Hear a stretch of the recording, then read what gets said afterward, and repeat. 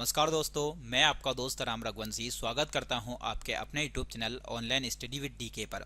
साथियों, जैसा कि आप लोगों को पता है, रीट की एग्ज़ाम बहुत ही जल्द होने वाली है। उसी को ध्यान में रखते हुए पर्यावरण अध्ययन की जो हमारी सीरीज चल रही है, उसी सीरीज में आज एक बेहतरीन और शानदार टॉपिक हम कवर करने वाले हैं, जो कि है जल प्रबंधन को लेकर। तो आज की इस क्लास में हम जल प्रबंधन से संबंधित टॉप 50 प्रश्न की हम चर्चा करने वाले हैं। ये वह प्रश्न हैं जो पुरानी एग्जाम में पूछे गए हैं और हो सकता है आगे भी प्रश्न पूछे जाएं। प्यारे बच्चों, इस क्लास में जो हम टॉप 50 प्रश्न की चर्चा करने वाले हैं, उन टॉप 50 प्रश्न के साथ साथ उनकी व्याख्या की भी चर्चा करने वाले हैं। जैसे कि आप स्क्रीन पर देख सकते हैं, लिखा है बहुत ही शानदार प्रश्न, निम्न में से किसने बांधों को आधुनिक भारत का मंदिर घोषित किया। तो ऐसे बहुत ही शानदार शानदार टॉपिक को हम कवर करने वाले हैं। तो आज की क्लास की शुरुआत हम करते हैं एक बहुत ही अच्छे और छोटे से वाक्य से कि जल ही जीवन है। तो बिल्कुल सही बात है प्यारे बच्चों कि जल के बिना सब कुछ अधूरा है, जल है तो कल है। तो चलिए क्लास की शुरुआत करते हैं इसी टॉपिक के साथ। भारत में ताजे पानी का प्रमुख स्रोत है। तो प्यारे बच्चों, पहला क्वेश्चन है आपके सामने कि भारत में ताजे पानी का स्रोत क्या है। तो पहली बात तो यह है कि ताजा पानी क्या होता है। ताजा पानी में आप लोगों को बता दूं कि ताजा पानी जो है, इसी को हम बोलते हैं मीठा पानी। ताजा जो पानी होता है, फ्रेश वाटर, इसी की यदि अपन बात करें तो इसी को बोला जाता है मीठा पानी। मतलब जो हमारे पीने योग्य पानी है उसकी बात हो रही है। पीने योग्य पानी को ही ताजा पानी कहा जाता है। बाकी जो पीने योग्य पानी नहीं होता है वो कहीं ना कहीं कैसा होता है, खारा होता है, या फिर उसमें यदि देखा जाए तो उसमें किसकी मात्रा ज़्यादा होती है प्यारे बच्चों, लवण की मात्रा ज़्यादा होती है। यदि हमारी पृथ्वी की यदि अपन बात करें पृथ्वी की, तो पृथ्वी के लगभग आप लोगों को पता होना चाहिए 71% भूभाग पर क्या है, जल है। और वहीं यदि देखा जाए 71% भूभाग पर जल है, इसके अलावा 29% भूभाग पर यदि देखा जाए तो क्या है, स्थल है। यानी कि 71% भूभाग पर जल है। लेकिन एक बात मैं आप लोगों को बता दूं, इस 71% जल में से भी लगभग 97% की यदि अपन बात करें तो पृथ्वी के ऊपर कैसा जल है, ये खारा या लवण युक्त जल है, जो कि महासागर, सागर या समुद्र के रूप में है। केवल 2 से 3% जल ही ऐसा है जो मनुष्य के पीने योग्य है, यानी कि मीठा पानी है या फिर कैसा, ताजा पानी है। तो प्यारे बच्चों, ये ताजे पानी के स्रोत की बात कर रहे हैं कि ताजा पानी का स्रोत क्या है। तो वर्षा का जल है, या भूजल है, वायुमंडलीय जल है, महासागरीय जल है। तो भारत में ताजे पानी का जो प्रमुख स्रोत दे रखा है, प्रमुख की बात हो रही है, तो प्रमुख में उत्तर आ जाएगा क्या, भूजल। भूजल का मतलब पृथ्वी के अंदर का जो जल है वो एक तरीके से कैसे पानी का प्रमुख स्रोत है, फ्रेश वाटर का उत्तर है ये। ठीक है, चलिए अगले प्रश्न की चर्चा करते हैं। निम्नलिखित में से कौन सा कथन बहुउद्देशीय नदी घाटी परियोजनाओं के पक्ष में तर्क नहीं है। मतलब बहुउद्देशीय नदी परियोजनाओं के बारे में सही नहीं है। अब बहुउद्देशीय परियोजना क्या होती है, तो बहुउद्देशीय परियोजना वो होती है जो नदियों के ऊपर बनाई जाती है। किसके ऊपर बनाई जाती है, ये नदियों के ऊपर बनाई जाती है। एक तरीके से बांध बनाया जाता है, और इस बांध से देखा जाए तो कहीं ना कहीं आसपास के क्षेत्र को सिंचित किया जाता है, और कहीं ना कहीं आसपास के लोगों को पीने योग्य जल उपलब्ध कराया जाता है। तो ऑप्शन दे रखे हैं, बहुउद्देशीय परियोजनाएं उन क्षेत्रों में पानी पहुंचाती है जहां पानी की कमी होती है। दूसरा ऑप्शन, बहुउद्देशीय परियोजना जल प्रवाह को नियंत्रित करके बाढ़ को नियंत्रित करने में मदद करती है। तीसरा ऑप्शन है, बहुउद्देशीय परियोजनाएं बड़े पैमाने पर विस्थापन और आजीविका के नुकसान का कारण बनती है। बहुउद्देशीय परियोजनाएं हमारे उद्योगों और हमारे घरों के लिए बिजली पैदा करती है। तो प्यारे बच्चों, इस प्रश्न का जो उत्तर होगा वो क्या होगा, सी वाला। यानी कि ये तर्क जो है वो नहीं है इसके अंदर, बाकी सभी सही हैं। यानी कि बहुउद्देशीय परियोजनाएं पानी की कमी को पूरा करती है। बहुउद्देशीय परियोजनाएं कहीं ना कहीं बनाने से बाढ़ के ऊपर नियंत्रण पाया जा सकता है, और कहीं ना कहीं इससे हमारे घरों में बिजली भी आती है, क्योंकि जल से कहीं ना कहीं बिजली का उत्पादन भी किया जाता है। लेकिन यह तीसरा ऑप्शन दे रखा जो इसके अंतर्गत नहीं आता है। चलिए अगला प्रश्न है, निम्नलिखित में से कौन सा क्षेत्र आपको जल की कमी से तुरंत संबद्ध लगेगा। यानी कि जल की कमी, कौन से क्षेत्र में जल की कमी होती है।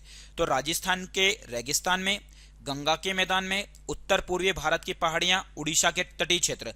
मैं आप लोगों को स्क्रीन पर बता देता हूं। जैसे कि मान के चलिए हम भारत का नक्शा बना लें, उसमें आप लोगों को क्या है, 2 चीजें क्लियर हो जाएगी। एक तो मैपिंग भी क्लियर हो जाएगी, और दूसरी चीज कहीं ना कहीं आपको पता चल जाएगा कौन सा क्षेत्र कहां पर है और कौन से क्षेत्र में पानी की कमी की बात हो रही है।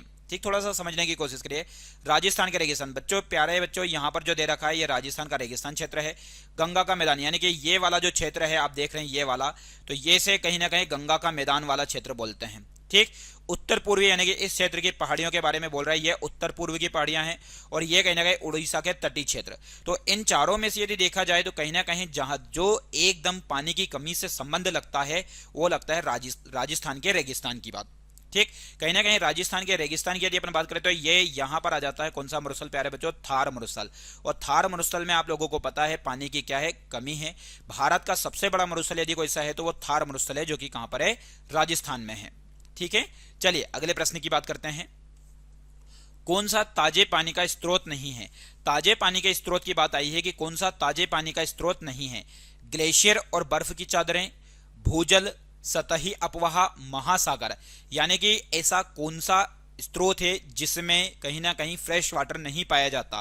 तो इस फ्रेश वाटर की यदि अपन बात करें तो महासागर में जो है वो फ्रेश वाटर नहीं पाया जाता, महासागर में ताजा पानी नहीं पाया जाता, बल्कि महासागर में यदि देखा जाए बच्चों तो कौन सा जल पाया जाता है, लवणीय जल पाया जाता है, जो कि आप लोगों को पता होना चाहिए। ठीक, जिसमें कहीं ना कहीं देखा जाए तो किसकी मात्रा ज्यादा होती है, तो NaCl की मात्रा ज्यादा होती है उस जल में। बाकी ग्लेशियर और बर्फ की चादरें ये ताजे पानी का स्रोत है, भूजल है, सतही अपवाह है, ये सब किसके स्रोत हैं, ये ताजे पानी के स्रोत हैं। छत पर वर्षा जल संचयन पुनर्भरण की एक तकनीक है, यानी कि छत पर जो आप लोगों ने देखा होगा जो घर मकान वगैरह बनते हैं, अब ये घर मकान बनते हैं तो इनकी छतों पर जो पानी इकट्ठा होता है, इस पानी को कहीं ना कहीं एक जो टैंक होता है उसमें कहीं ना कहीं संचित किया जाता है। तो इसे कहीं ना कहीं क्या कहा जाता है, तो छत पर वर्षा जल संचयन पुनर्भरण की एक तकनीक है जिसे भूजल कहा जाता है। नदी का पानी, झील का पानी, समुद्र का पानी। तो प्यारे बच्चों इस प्रश्न का जो उत्तर हो जाएगा वो कहीं ना कहीं क्या हो जाएगा, भूजल। क्योंकि इस प्रकार से हम छत के ऊपर जो पानी होता है उसको यदि हम संचित करते हैं तो हमारा वाटर लेवल बना रहता है।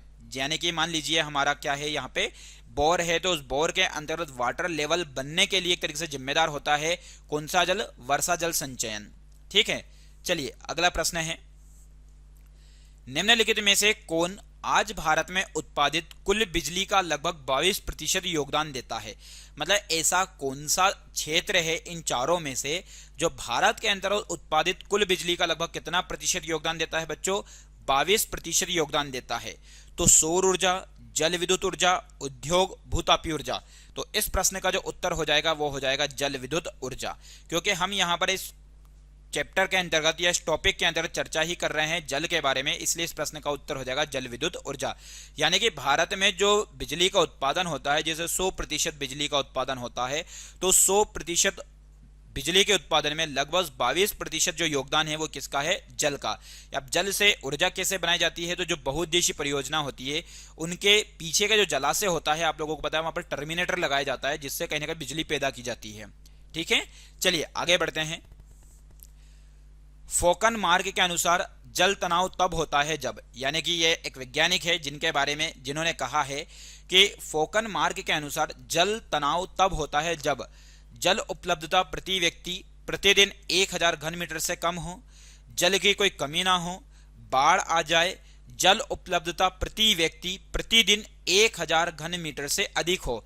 यानी कि जल तनाव, तनाव का मतलब होता है एक तरीके से परेशानी कब होगी, पर जल की परेशानी कब होगी, जब जल की कोई कमी ना हो तब परेशानी होगी, कि बाढ़ आ जाए तब परेशानी होगी, या फिर जितनी आवश्यकता है उससे ज्यादा हो जाए तो कहीं ना कहीं तनाव होगा।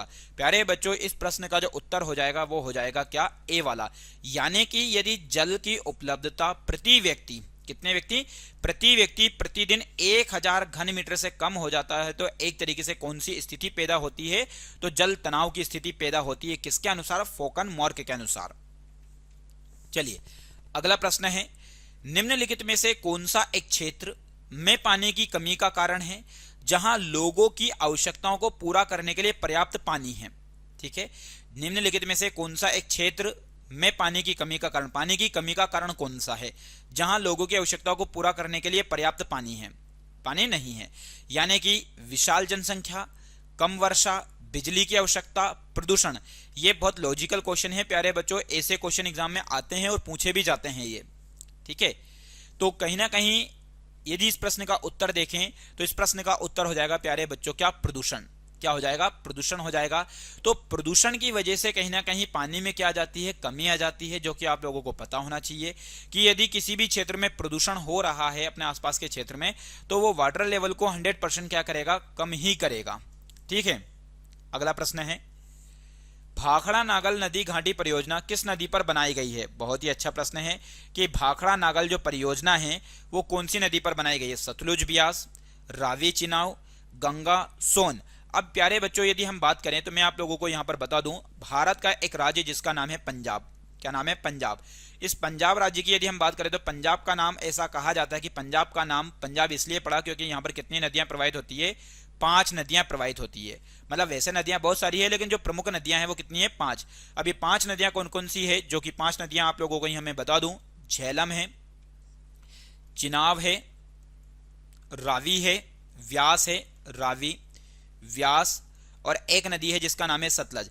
तो इन 5 नदियों का जल कहीं ना कहीं पंजाब में प्रवाहित होता है, इसलिए पंजाब का नाम पंच प्लस आब, आब का मतलब होता है पानी। ठीक, तो कहीं ना कहीं इसका यदि हिंदी मतलब देखें तो पंच, पंच प्लस आब, तो आब का मतलब होता है जल और पंच मतलब 5, तो 5 नदियों का जल यहां पर जाता है, इसलिए इस राज्य का नाम क्या है? पंजाब। तो झेलम, चिनाब, रावी, व्यास, सतलज ये वह प्राचीन नदियां हैं। ये कैसी नदियां हैं? प्राचीन नदियां। तो इन्हीं प्राचीन नदियों में से यदि देखा जाए तो भाखड़ा नागल नदी घाटी जो परियोजना बनी है यह कौन सी नदी पर बनी है? तो सतलज और व्यास नदी पर बनी है। यह आप लोगों को पता होना चाहिए। कौन कौन सी नदी? सतलज और व्यास पर। अब इन 5 नदियों में से एकमात्र ऐसी नदी है जो पाकिस्तान में प्रवेश नहीं करती। तो पाकिस्तान में प्रवेश नहीं करने वाली जो नदी है बच्चों, याद रखिएगा, वो है व्यास नदी। कौन सी नदी है? व्यास नदी है। यह आप लोगों को पता होना चाहिए। राणा प्रताप सागर बांध कहां स्थित है? बहुत ही अच्छा प्रश्न है। राणा प्रताप सागर बांध उड़ीसा में है, उत्तराखंड में है, राजस्थान में है, आंध्र प्रदेश में है। तो पहली बात तो आप लोगों को यह क्लियर होना चाहिए कि राणा प्रताप सागर बांध जो है वो किस नदी पर बना हुआ है। तो राणा प्रताप सागर जो बांध बना है बच्चों, वो कौन सी नदी पर बना है? चंबल नदी पर बना है। ठीक, अब ये चंबल नदी जो है ये इसका उद्गम कहां पर हुआ है? तो चंबल नदी का जो उद्गम है मध्य प्रदेश के महू से हुआ है। महू, और महू में कौन सी पहाड़ी बच्चों? तो जो जाना पाऊ की पहाड़ी है, जाना पाऊ की पहाड़ी। ठीक, तो जाना पाऊ पहाड़ी से उद्गम हुआ है कौन सी नदी का? चंबल नदी का। ये आप लोगों को पता होना चाहिए। वहीं चंबल नदी की यदि अपन बात करें तो इसी चंबल नदी के ऊपर जैसे कि कौन सा बांध है यहाँ पे? राणा प्रताप सागर। तो राणा प्रताप सागर बांध के अलावा यदि देखा जाए तो एक है कोटा बैराज, कोटा बैराज। ठीक, तो कोटा बैराज बांध भी कौन सी नदी पर बना हुआ है? ये कहीं ना कहीं चंबल नदी पर बना हुआ है। और कहां पर है ये दोनों? तो राजस्थान में है। ये आप लोगों को याद रखना है बच्चों। ठीक है, चलिए अगले प्रश्न की चर्चा करते हैं। जल प्रदूषण के कारण निम्नलिखित में से कौन सी समस्या उत्पन्न होती है? तो जो जल प्रदूषण, अब जल प्रदूषण कैसे होता है तो आप लोगों को यहां पर बता दूं मैं कि जैसे जो कंपनी होती है या जो फैक्ट्री होती है, अब उन फैक्ट्रियों के द्वारा निकला हुआ जो वेस्ट यानी कि जो एक तरीके से जल होता है, निकला हुआ जल, ठीक, तो उस निकले हुए जल से कहीं ना कहीं आप देखोगे तो क्या होता है? जल प्रदूषण होता है। या फिर हम यूं देखें कि जो नदियां हो गई, तालाब हो गए, इनमें जानवरों को नहलाने से या मनुष्य के नहलाने से या जो एक तरीके से अपमार्जक होता है उसकी मात्रा उसमें मिल जाने से भी एक तरीके से क्या होता है? जल प्रदूषण होता है। तो इसे जल प्रदूषण से कौन सी समस्या उत्पन्न होती है? जल निकायों का उसादन, जल जनित रोग, औद्योगिक अपशिष्ट का निर्वहन, जलीय जीवन का प्रजनन। तो प्यारे बच्चों, जल प्रदूषण के कारण जो बीमारी उत्पन्न होती है, जो समस्या उत्पन्न होती है, वो समस्या हो जाएगी जल जनित रोग। कौन सी हो जाएगी? जल जनित रोग हो जाएगी। यानी कि जो जल से जल, जैसे जल जनित रोग कैसे? जैसे कि मान के चलिए हैजा है, ठीक है, एक तरीके से हैजा मच्छर के काटने से फैलता है। तो मच्छर के काटने से किस प्रकार से फैलेगा? तो कहीं ना कहीं वो मच्छर उस गंदे वाले पानी वाले स्थान पर बैठेगा, वहां से आएगा और डंक यदि मनुष्य से टच करेगा तो उसको ऐसा रोग हो जाएगा। ठीक है। हीराकुंड बांध किस नदी पर बनाया गया है? बहुत ही अच्छा प्रश्न है हीराकुंड बांध को लेकर। तो गंगा नदी पर है, मंजीरा नदी पर, मानस नदी पर, महानदी पर। तो प्यारे बच्चों, पहली बात तो मैं आपको बता दूं कि हीराकुंड बांध जो है वो कहां पर है? तो हीराकुंड बांध भारत का सबसे लंबा बांध है। भारत का कैसा है? सबसे लंबा।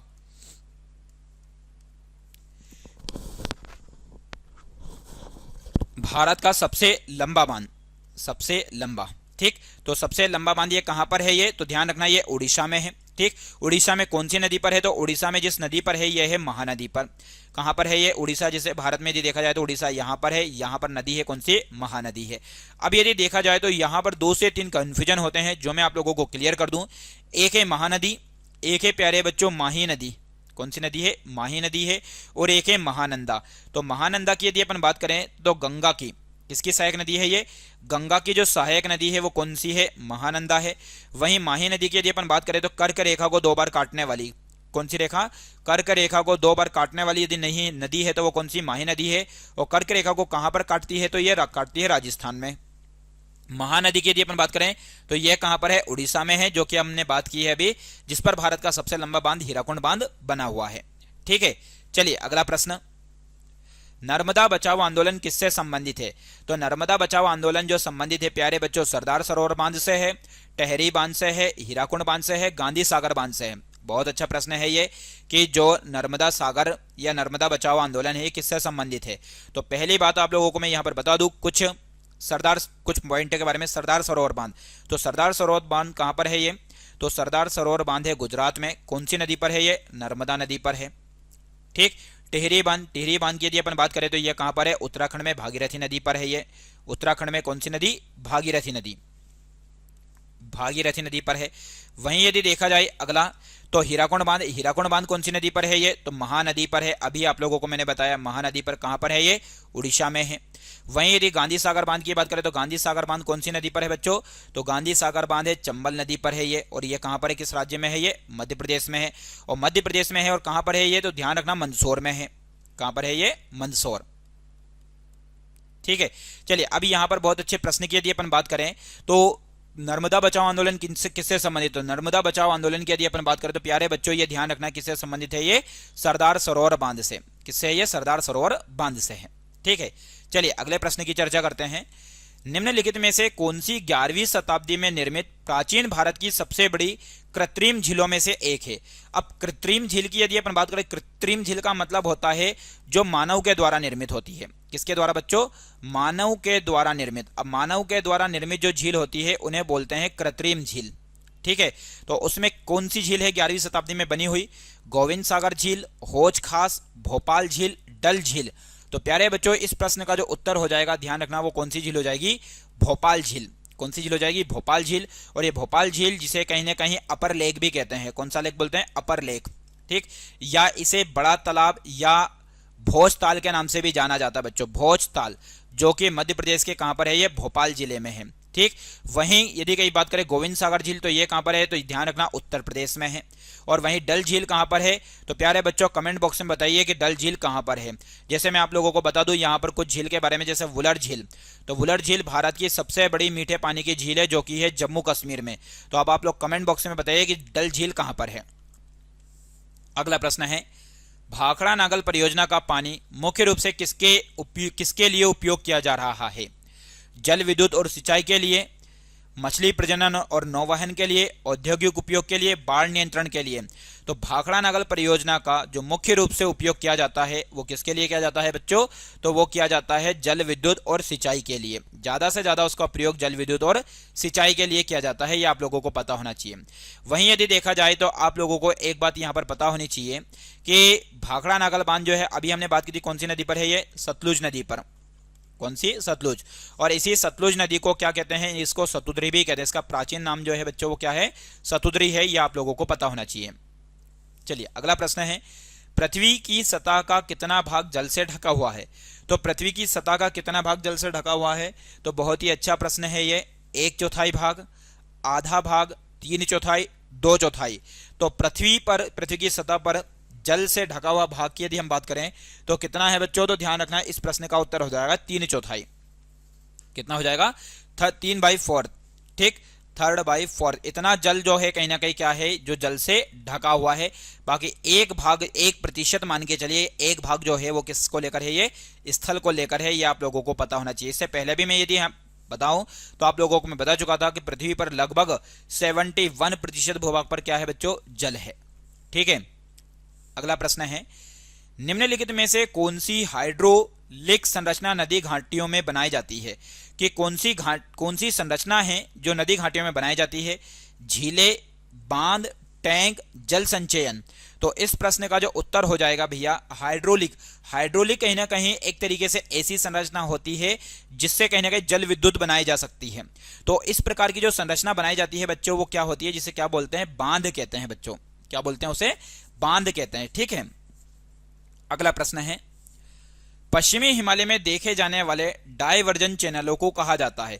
जो पश्चिमी हिमालय, पश्चिमी हिमालय कहां पर है, तो जैसे भारत की यदि हम बात करें तो भारत का जो पश्चिम वाला एरिया है, ठीक, तो ये वाला जो हिस्सा है, इस वाले हिस्से की यदि अपन बात करें, इस वाले की, तो ये है पश्चिमी हिमालय। तो इस पश्चिमी हिमालय में जो डाइवर्जन वाला जो क्षेत्र है, इनको क्या कहा जाता है, गल्स या कुल्स, खड़ीन, जोहड़, रिचार्ज। तो प्यारे बच्चों, इस प्रश्न का जो उत्तर हो जाएगा, ध्यान रखना, उनको कहा जाता है गल्स या कुल्स। बहुत अच्छा प्रश्न है, इसे क्या बोलते हैं, गल्स या कुल्स कहते हैं। चलिए अगला प्रश्न है, सरदार सरोवर बांध किस नदी पर स्थित है। तो सरदार सरोवर बांध जो है वो गंगा नदी पर, गोदावरी नदी पर, महानदी पर, नर्मदा नदी पर। तो सरदार सरोवर बांध जो बना हुआ है बच्चों, वो कौन सी नदी पर बना हुआ है, नर्मदा नदी पर बना हुआ है। गंगा नदी की यदि अपन बात करें तो आपको पता होना चाहिए भारत की राष्ट्रीय नदी, कहाँ की, भारत की राष्ट्रीय नदी कौन सी है, तो भारत की प्यारे बच्चों राष्ट्रीय नदी है गंगा, राष्ट्रीय नदी। ठीक, वहीं यदि गोदावरी नदी की बात करें तो दक्षिण भारत की सबसे बड़ी नदी, दक्षिण भारत की सबसे बड़ी नदी, ठीक है, दक्षिण भारत की सबसे बड़ी नदी कौन सी है, तो दक्षिण भारत की सबसे बड़ी नदी है की यदि अपन बात करें तो गोदावरी है। महानदी की यदि अपन बात करें तो आप लोगों को थोड़ी देर पहले ही बताया था महानदी पर, महानदी कहां पर है, उड़ीसा में। इस पर कौन सा बांध बना हुआ है, हीराकुंड बांध बना हुआ है। ठीक, और इसी महानदी पर यदि देखा जाए तो उड़ीसा का एक शहर है कटक, जो कि इसी नदी के किनारे पर बसा हुआ है। नर्मदा नदी की यदि अपन बात करें तो मध्य प्रदेश की जीवन रेखा, मध्य प्रदेश की जीवन रेखा जिस नदी को कहा जाता है बच्चों, वो कौन सी नदी है, नर्मदा नदी है, ये आप लोगों को पता होना चाहिए। और वहीं मध्य प्रदेश की राजकीय नदी भी कौन सी है, तो नर्मदा है। अगला प्रश्न है, श्री फोर्ट क्षेत्र में पानी की आपूर्ति के लिए इल्तुतमिश ने 14वीं शताब्दी में निम्नलिखित में से कौन सी हाइड्रोलिक संरचना का निर्माण किया था। यानी कि एक तरीके से जो श्री फोर्ट है, श्री का जो किला है, उस किले में पानी की पूर्ति के लिए इल्तुतमिश जो था उसने कौन सा हाइड्रोलिक संरचना का निर्माण करवाया था। तो इलाहाबाद के पास श्रृंगवेरपुरा में जल संचयन, भोपाल झील, दिल्ली के हौज खास में टैंक, नागार्जुन कोंडा में सिंचाई कार्य। तो प्यारे बच्चों, इस प्रश्न का जो उत्तर हो जाएगा वो ध्यान रखना, वो हो जाएगा क्या, दिल्ली के हौज खास में टैंक। तो दिल्ली के हौज खास में टैंक का निर्माण करवाया था, किसने करवाया था, ये इल्तुतमिश ने, पानी की पूर्ति को, पानी की कमी को पूरा करने के लिए। ठीक, अब इल्तुतमिश की बात करें तो इल्तुतमिश कौन है, तो ध्यान रखना, ये इल्तुतमिश के बारे में कहा जाता है, इसे गुलामों का गुलाम कहते हैं। क्या बोलते हैं इसे, गुलामों का गुलाम।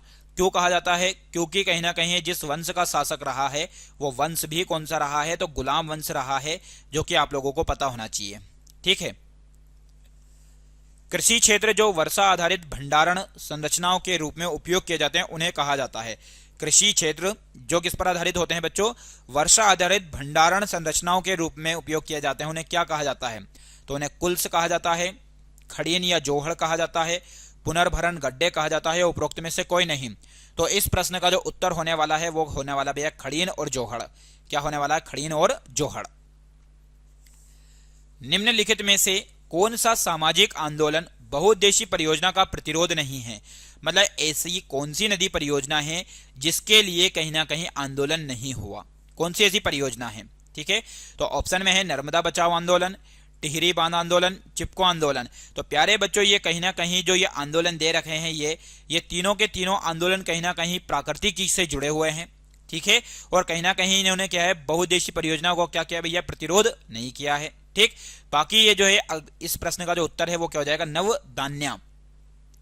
ठीक है, तो इस प्रश्न का जो उत्तर है भैया वो क्या हो जाएगा, नवधान्या। बाकी इन सभी ने कहीं ना कहीं जो सामाजिक आंदोलन हुए हैं, जैसे नर्मदा बचाओ आंदोलन, टिहरी बांध आंदोलन, चिपको आंदोलन, इन्होंने बहुउद्देशीय परियोजनाओं का क्या किया है, प्रतिरोध किया है, बाकी नवधान्या ने नहीं किया है। ठीक है, चलिए अगला प्रश्न है, निम्नलिखित में से किस उद्देश्य के लिए पारंपरिक रूप से बांध बनाए जाते हैं। तो बांध जो बनाए जाते हैं बच्चों, वो किस लिए बनाए जाते हैं, तो बिजली पैदा करने के लिए, उद्योगों को पानी की आपूर्ति के लिए, बाढ़ नियंत्रण के लिए, सिंचाई के लिए, नदी और वर्षा जल को रोकने के लिए। यदि देखा जाए निम्नलिखित में से किस उद्देश्य के लिए पारंपरिक रूप से जो बांध बनाए जाते हैं वो किस उद्देश्य के लिए बनाए जाते हैं, तो ये भैया बनाए जाते हैं सिंचाई के लिए, और वर्षा जल को क्या करने के लिए, रोकने के लिए कहीं ना कहीं ये बांध बनाए जाते हैं। इनका मुख्य उद्देश्य ये है। बाकी यदि देखा जाए तो इससे बिजली भी पैदा की जाती है, कहीं ना कहीं बाढ़ के ऊपर नियंत्रण भी पाया जाता है, लेकिन मुख्य रूप से पारंपरिक तौर से यदि देखा जाए तो इसका उत्तर यही होगा बच्चों। ठीक है, चलिए अगला प्रश्न है, राजस्थान में पीने के लिए वर्षा जल को संग्रहित करने के लिए देखे जाने वाले भूमिगत टैंकों को कहा जाता है। जो राजस्थान में वर्षा के जल को संचित किया जाता है एक तरीके से टैंक बनाकर, तो उसे क्या कहा जाता है? टांके कहा जाता है, खड़ीन कहा जाता है, तालाब कहा जाता है, कुल्स कहा जाता है। तो राजस्थान में प्यारे बच्चों वर्षा के जल को जो संचित करके रखा जाता है, वर्षा के जल को संचित करके रखा जाता है, उसे क्या कहा जाता है? तो बच्चों उसे कहा जाता है, ध्यान रखना, क्या? टांके कहा जाता है। ठीक है, तो इस प्रश्न का उत्तर हो जाएगा ए वाला। चलिए अगला प्रश्न है आपके सामने, वह सुदूरवर्ती गांव जिसने वर्षा जल से समृद्ध होने का दुर्लभ गौरव प्राप्त किया है। बहुत अच्छा प्रश्न है आपके सामने कि वह मतलब बहुत दूर स्थित गांव जिसने वर्षा जल से समृद्ध होने का दुर्लभ गौरव प्राप्त किया है, तो वो है आपका गारी, काजा, गेंदाथुर, उपरोक्त में से कोई नहीं। तो इस प्रश्न का जो उत्तर हो जाएगा बच्चों वो कौन सा हो जाएगा? गांव गेंदाथुर हो जाएगा, जो कि आप लोगों को याद रखना है। ठीक है, अगला प्रश्न है, निम्नलिखित में से किस नदी पर हीराकुंड बांध बनाया गया है? तो सतलुज नदी पर, व्यास नदी पर, महानदी पर, नर्मदा नदी पर। तो जो हीराकुंड बांध बनाया गया है, हीराकुंड बांध की यदि अपन बात करें बच्चों, तो इस प्रश्न का उत्तर हो जाएगा क्या? महानदी, जो कि मैं आप लोगों को पहले भी बता चुका हूं। ठीक है, सतलुज का पुराना नाम मैंने आपको बता दिया, सतुद्री है। व्यास का पुराना नाम मैं आप लोगों को बता दूं, व्यास का पुराना नाम है विपाशा। वहीं नर्मदा नदी के बारे में आप लोगों को महत्वपूर्ण बात पता होना चाहिए कि इसी पर जो बसा हुआ भारत का एक महत्वपूर्ण ज्योतिर्लिंग, जो कि कौन सा है? ओंकारेश्वर।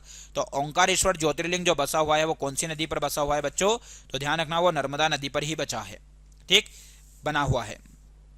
चलिए अगला प्रश्न है आपके सामने, पश्चिमी राजस्थान में आज प्रचुर मात्रा में पानी उपलब्ध है। तो राजस्थान का जो पश्चिम का इलाका है उसमें प्रचुर मात्रा में जल उपलब्ध है, वो किसकी वजह से? तो छत जल संचयन, बारहमासी राजस्थान नहर, टांकों का निर्माण, या फिर उपयुक्त में से कोई नहीं। तो इस प्रश्न का जो उत्तर हो जाएगा बच्चों वो क्या है कि बारहमासी राजस्थान नहर, यानी कि राजस्थान में 12 महीने चलने वाली नहरों का निर्माण किया गया है। जैसे कि आप लोगों को पता होगा कि भारत की एक सबसे बड़ी नहर जिसका नाम है इंदिरा गांधी नहर, कौन सी है? इंदिरा गांधी नहर। अब ये जो इंदिरा गांधी नहर है जो कहीं ना कहीं भाखड़ा नागल बांध है उसी से निकाली गई है, जिससे राजस्थान के जो पश्चिमी जिले हैं इनको पानी प्रोवाइड किया जाता है बच्चों। चलिए अगला प्रश्न है, बांस ड्रिप सिंचाई प्रणाली प्रचलित है।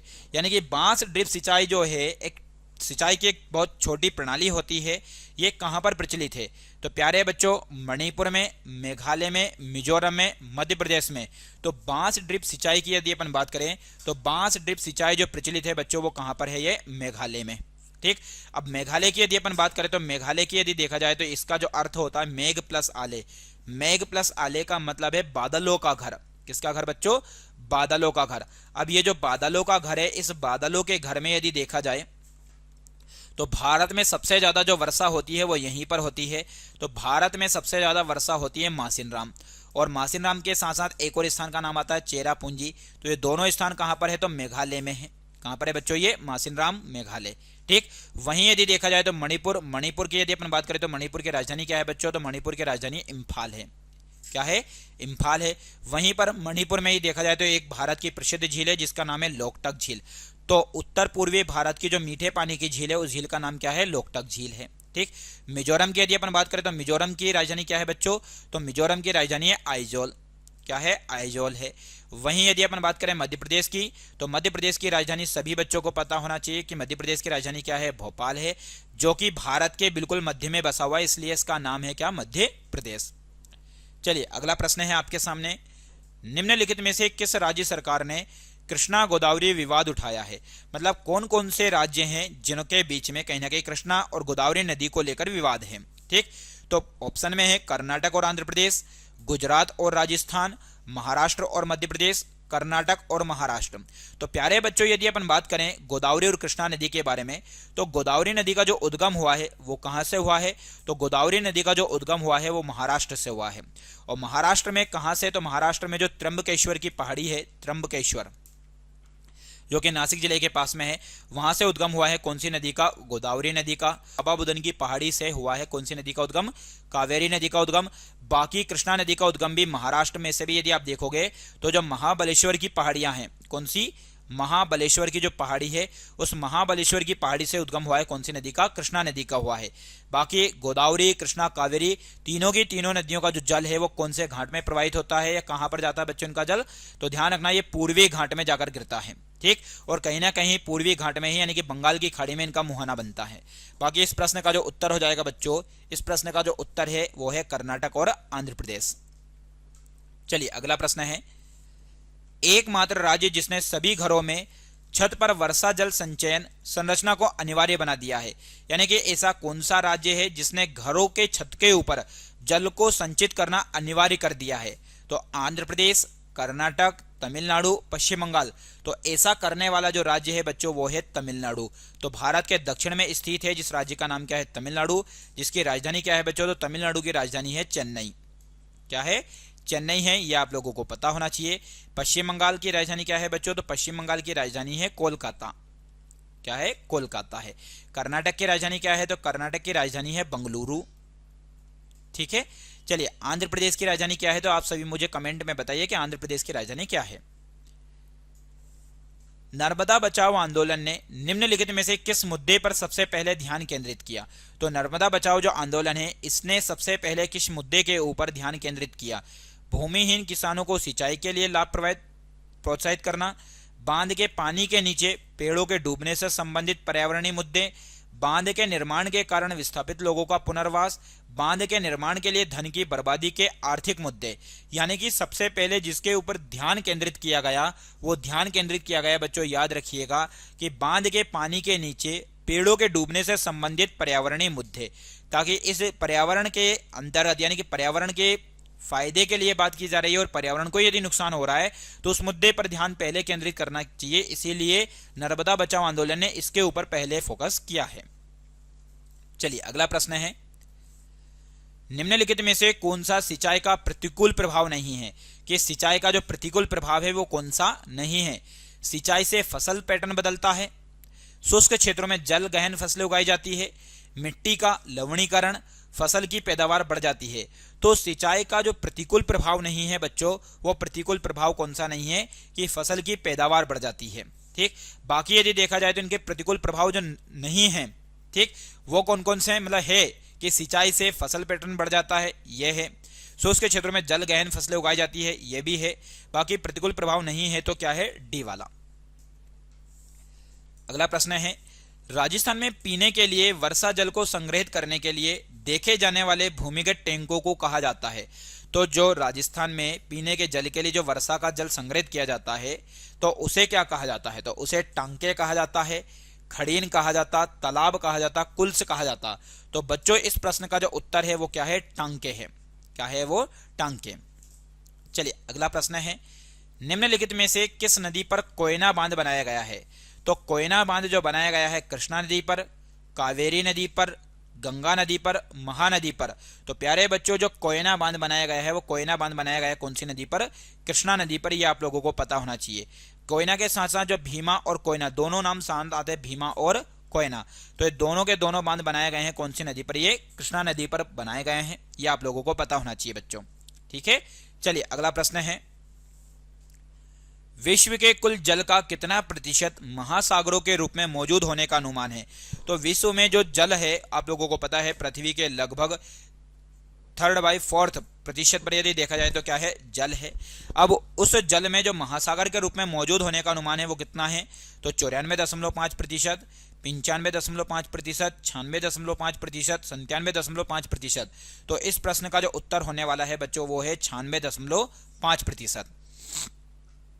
चलिए अगला प्रश्न है, निम्नलिखित में से कौन से बांध चंबल परियोजना का हिस्सा है, यानी कि चंबल जो परियोजना है, चंबल नदी के ऊपर जो बनाए गए बांध है उनसे संबंधित कौन सी परियोजना है, तो मेथन, पचेत, तिलैया, कोनार बोकारो, प्रवर, रामागुंडम, राणा प्रताप सागर, गांधी सागर, सरदार सरोवर बांध। तो प्यारे बच्चों इस प्रश्न का जो उत्तर हो जाएगा वो क्या हो जाएगा, राणा प्रताप सागर और गांधी सागर। यदि हम बात करें इन दोनों की तो दोनों कहां पर है बच्चों, ये तो दोनों ध्यान रखना, ये राणा प्रताप सागर राजस्थान में है और गांधी सागर मध्य प्रदेश में है। ठीक। वहीं सरदार सरोवर बांध की यदि अपन बात करें तो सरदार सरोवर बांध कहां पर है? गुजरात में है। कौन सी नदी पर है ये? तो ध्यान रखना नर्मदा नदी पर है। वहीं यदि देखा जाए मेथन, पचेत, तिलैया, कोनार, बोकारो सब कौन सी नदी पर बने हैं ये? तो दामोदर नदी पर बने हुए हैं। ये आप लोगों को ध्यान रखना है। चलिए अगला प्रश्न है, निम्नलिखित में से किस क्षेत्र में लोगों ने सिंचाई के लिए गुल और कुल बनाए?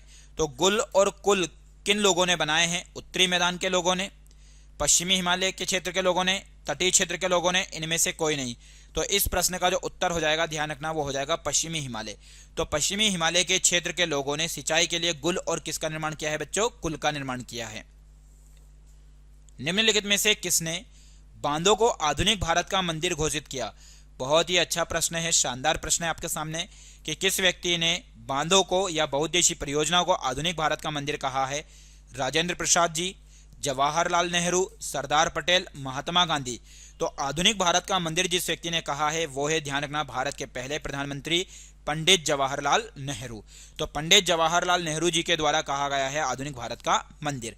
डॉक्टर राजेंद्र प्रसाद जी की यदि अपन बात करें तो आप लोगों को पता होना चाहिए कि जो हमारी संविधान सभा थी, उस संविधान सभा के पहले स्थायी अध्यक्ष जो बनाए गए थे वो कौन थे? ध्यान रखना बच्चों, तो डॉक्टर राजेंद्र प्रसाद जी थे। और भारत के पहले राष्ट्रपति कौन थे? तो भारत के पहले राष्ट्रपति के रूप में यदि बात करें, भारत के पहले राष्ट्रपति कौन थे? डॉक्टर राजेंद्र प्रसाद। भारत के आयरन मैन या लौह पुरुष किसको कहा जाता है बच्चों? तो भारत का जो लौह पुरुष कहा जाता है सरदार वल्लभ भाई पटेल को कहा जाता है। वहीं यदि हम बात करें सरदार वल्लभ भाई पटेल के बारे में, क्या कि एकता के लिए किस व्यक्ति को जाना जाता है? भारत की रियासतों को एक करने का काम किसने किया? तो सरदार वल्लभ भाई पटेल ने। भारत के राष्ट्रपिता के रूप में किसको जाना जाता है? तो बच्चों आप लोगों को पता होना चाहिए कि राष्ट्रपिता के रूप में जिस व्यक्ति को जाना जाता है वो है महात्मा गांधी जी। चलिए अगला प्रश्न है आपके सामने, कुल बिजली उत्पादन में जल विद्युत का योगदान कितना है? तो बिजली उत्पादन में जल विद्युत का जो योगदान है बच्चों वो कितना है? 52%, 42%, 32%, 22%। तो इस प्रश्न का जो उत्तर होने वाला है बच्चों वो कितना है? 22% है। यानी कि जो बिजली उत्पादन होती है उन बिजली में जल का योगदान कितना है? तो 22% है।